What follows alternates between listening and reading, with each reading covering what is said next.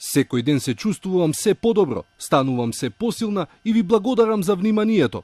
Ова се зборовите на Јулија Скрипал, ќерката на рускиот шпион Сергеј, заедно отруени со нервен отров минатиот 4 март во Салзбери. Така стои во соопштението издадено од британската полиција.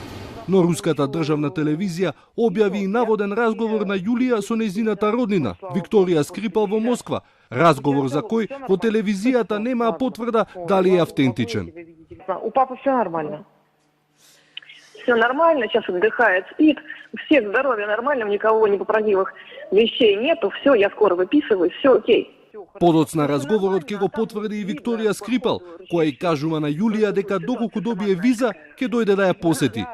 На тоа Јулија ја отрезнува со зборовите: никој никогаш нема да ти даде виза, Викторија. Во меѓувреме продолжува пинг-понгот од обвинувања меѓу Русија и Западот.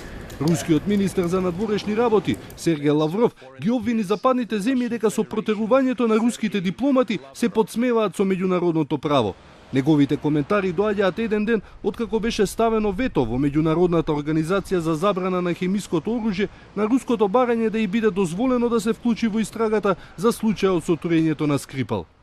Такого неприкрытого глумления над международным правом, дипломатической этикой, элементарными приличиями мы давно не видели.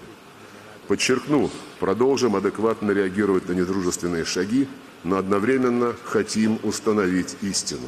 Според Москва, бројот на држави кои беа воздржани во огласањето за вклучувањето во истрагата сугерира дека многу од нив се сомневаат во британското тврдење дека токму Русија стои зад нападот.